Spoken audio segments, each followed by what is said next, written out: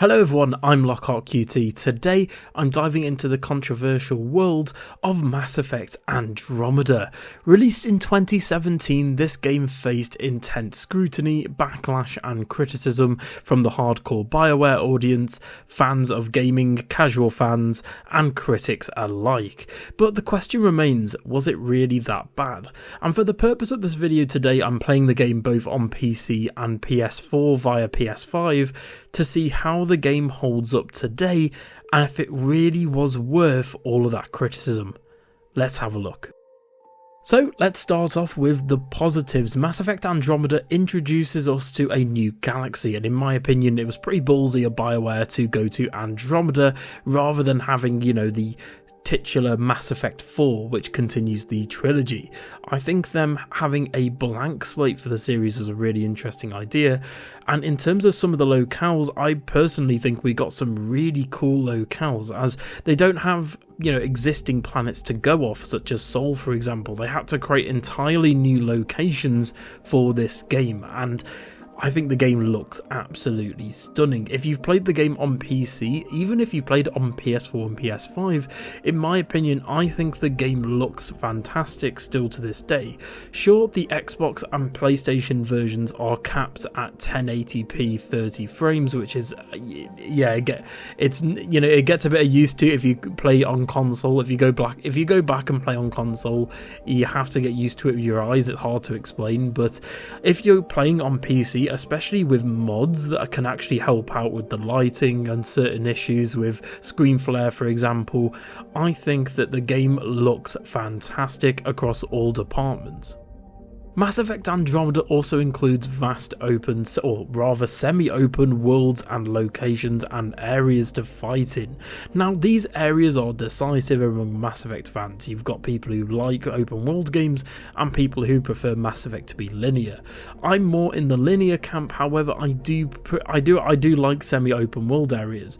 I love games that incorporate semi-open world areas rather than one big massive open area. For example, Ratchet and Clank's a really good example. I think that adopting a sort of Insomniac approach would be a good, open world design philosophy to have for a brand new Mass Effect game, in my opinion at least. But Mass Effect, really struggled with open worlds. At one point during the development, they actually wanted the game to be procedurally generated, which would be similar to No Man's Sky, for example, and I'm really glad they didn't go down that route.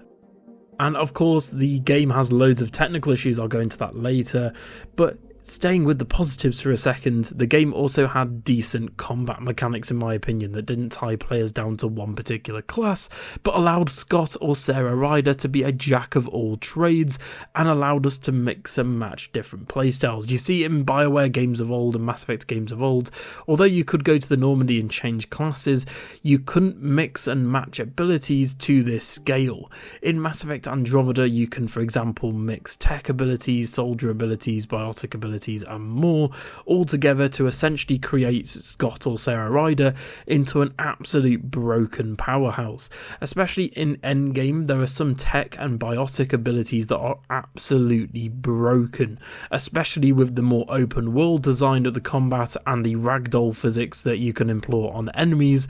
Some of these abilities are absolutely broken, and at times, especially on the higher difficulties, I really like this sort of approach to combat, just because, as you grow and as you adopt more skill points into both you and your squad mates, you do feel like an overpowered Pathfinder, and I do think by the end of the game that really comes across, and it was well designed by BioWare. Yes, the game does have some issues with combat, purely the fact that Scott and Sarah are absolutely very floaty in my opinion, which goes against how the game feels, especially with Mass Effect of the old being, Shepard for example felt like an absolute tank that was glued to the ground at most of the time, whereas Scott and Sarah Ryder are floating through the air, flying through the air with the jet boosters, and at the same time some of the enemies are absolute bullet spongy. Think sort of Destiny 1, Year 1 Destiny 1 for example, example. I think it's a really good comparison. But Andromeda was designed not only to be a fresh start for the series after the ending of Mass Effect 3, but was also BioWare's chance to try out new ideas whilst harkening back to features from the original Mass Effect game. This game has the Nomad and incorporates elements both from Mass Effect 2 with the probes, as well as Mass Effect 1 with the Mako. And although I can definitely see the similarities and I could see what they were going for, I do think that going forward Mass Effect should stay linear, maybe have one or two open or semi-open world areas, but I do think Mass Effect works well and works better if it's linear. In Mass Effect Andromeda, we were able to explore brand new planets, build relationships with new characters, and engage in epic battles against the Ket. And by epic battles against the Ket, I mean a very forgettable enemy race that absolutely pale in comparison to the Reapers and Collectors from Mass Effect or the original trilogy. The Ket are really forgettable. In fact, I can't even remember the name of most of the main people from their race, the main people that we fight, and the singular ones that are used throughout the story. I can't remember their names at all. I had to sort of look them up whilst actually recording this video. Despite all of its strengths though, in terms of visuals and combat etc, the game was met with a wave of backlash, mainly at launch, but obviously still carries on to this day due to its numerous technical issues that I mentioned earlier, with facial animations that fell short of expectations. Honestly, the facial animations became an absolute meme. This game was memed and clowned on in the entire gaming industry. Both critics, hardcores and casuals were getting in on it, and it created thousands of memes that all went viral.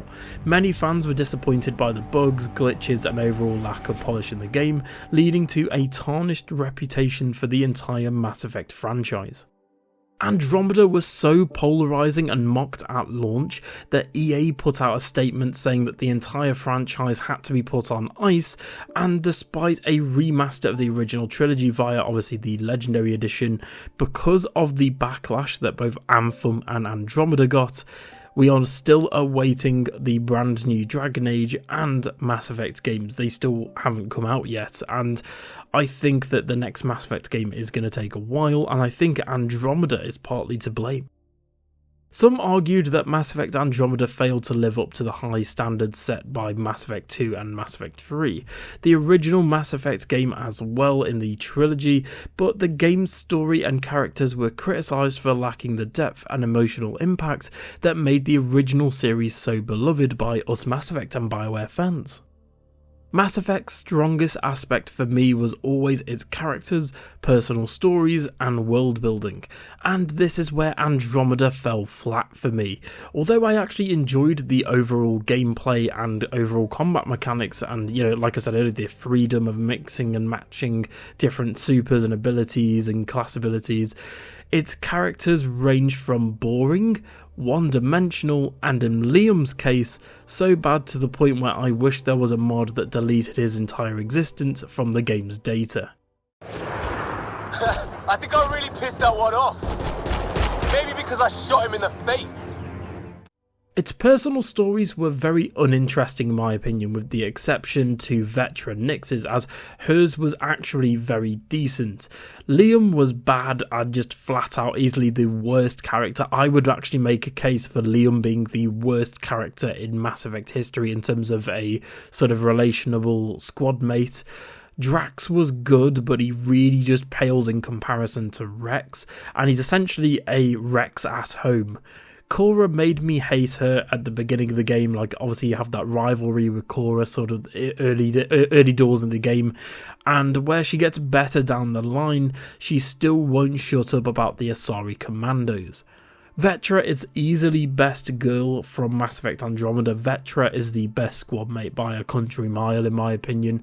Her story was really intriguing and it was interesting, which goes against pretty much all of the other characters, but again pales in comparison to characters like Tali and Garrus, for example. I think if Vectra was in the original trilogy, she would probably be one of those characters that's a bit forgettable, sort of like, for example, a Caden or a Jacob, for example. Obviously nowhere near as bad as Jacob, but Vectra, I think, you know, when you put her against the original trilogy characters, even the best that Andromeda has to offer is nowhere near as good as the original trilogy characters. PB was really annoying for me. I went into Andromeda thinking that PB was going to be best girl, that she was going to be so fun and quirky and interesting, and also the fact that fans have actually made her appearance look better with mods, which I know can be said for a few of the characters, but PB has that ugly face paint, and then getting rid of that and, you know, editing a few more features, PB is the best looking character with mods, which is really funny.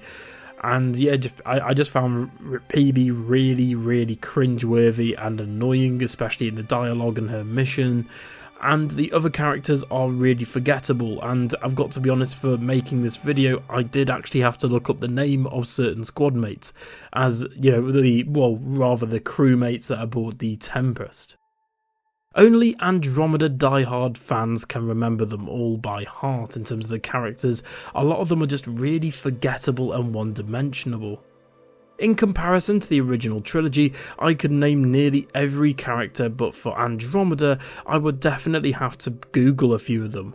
The original crew is so iconic from the original Mass Effect trilogy and memorable, as they felt like real people and real characters with stories that actually made you feel things and, you know, laugh and cry and feel happy and sad, whilst majority of Andromeda's characters were cringeworthy at worst and okay at best. However, it's important to note that BioWare, the developer of Mass Effect Andromeda, did work to address many of the game's issues through patches and updates. They had to essentially scramble into overtime just purely to fix the facial animations because they were getting clowned on so much. You also had like weird walking animations, you had infinitely spawning enemies, you had like characters clipping through stairs and walls. It was just an absolute buggy mess at launch. Despite what anyone says, I don't think anyone can really just, you know, refute that, for example. And the fact that over time the game improved significantly in terms of stability and overall gameplay experience. A lot of issues are still in the game. I had this glitch that I'm going to show on screen now of just a load of enemies just spawning out of nowhere. I also had a game-breaking glitch that I had today where my character physically fell through the floor during a side quest and I had to completely exit the game altogether just to fix it. So, was Mass Effect Andromeda really that bad? Ultimately, opinions on the game remain divided. Like I mentioned earlier, my comment sections are absolutely divided when it comes to Mass Effect Andromeda. Some people love it and some people hate it.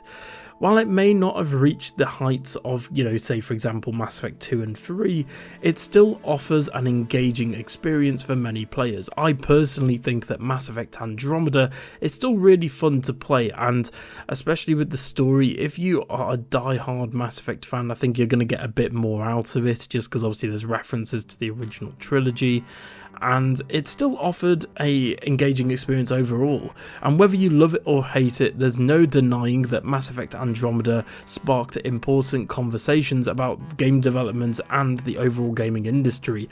Games like Mass Effect Andromeda, Star Wars Battlefront 2 and Anthem all came out at a time where people were really rallying against EA purely for obviously microtransactions, loot boxes, and the fact that EA were rushing out games and throwing out games that just clearly weren't finished. Mass Effect Andromeda and Anthem being two excellent examples of this. Plus, Andromeda is a really interesting topic on my channel to talk about, where I personally enjoyed Andromeda and definitely don't agree with people that say that it's a really bad game and it's terrible. It's still, in my opinion, the worst Mass Effect game due to its boring story, weak and bordering terrible villains, the fact that it nearly killed the entire franchise as well, which is bonkers to think about, and also due to the mismanagement on EA's part. I think that if Andromeda was maybe given like another 6 months or maybe another year in the oven, I think Andromeda could have flourished a bit more, but I think that, you know, despite the technical issues, I think even if it was given another year, I think that the game still would have been plagued with obviously the bad story, bad villains and bad squad mates issue, which is something that obviously is down to the bad writing, and I hope it's something that really isn't translated across into the next Mass Effect game. Mass Effect is obviously well known for its story and characters. I'd argue and say that its world building, its story and its personal moments with squad mates and overall characters are what make Mass Effect. That is the core pillars of what makes Mass Effect. You can change the gameplay formula all you want, but those core aspects still need to be there, and I think across the board Andromeda mostly failed. Like I said, I do think there are a few characters that had interesting stories and little tidbits here and there, and I do think a couple of the romances are like okay, but I think overall, when, you know, BioWare are making this new Mass Effect game, I think they need to look at Andromeda and not completely ignore it. I do think Andromeda, I think a few interesting things need to be taken across. For example, I think they could probably reuse assets here and there, even though it was on the Frostbite engine. I think that Andromeda had really interesting combat mechanics, which I'm really hoping that BioWare don't ignore and do sort of look at going into the next game. Hopefully the next Mass Effect game will be purely linear, with maybe one or two or maybe just one big open area as like a side quest planet or something like that, I don't know. But I think that with some of the combat mechanics and some of the overall gameplay mechanics from Andromeda, taken with the love and polish and cinematic care that was put into something like Mass Effect 2 and 3, for example, and the Legendary Edition obviously, I do think that the next Mass Effect game can be really good with all of these points, you know, added into the game from Andromeda. But at the same time, they really need to learn their lesson from Andromeda and Anthem, and hopefully BioWare and EA have done that, but we'll have to wait and see. So thank you so much for watching. I do apologise that this took a while to come out. I've recently just come back from Paris, and what are your thoughts on Mass Effect Andromeda? Let me know in the comments below. Thank you so much for watching this video today, and don't forget to like, share and subscribe for more Mass Effect and BioWare content. Thank you so much for watching, and I hope you will have a fantastic day. Bye.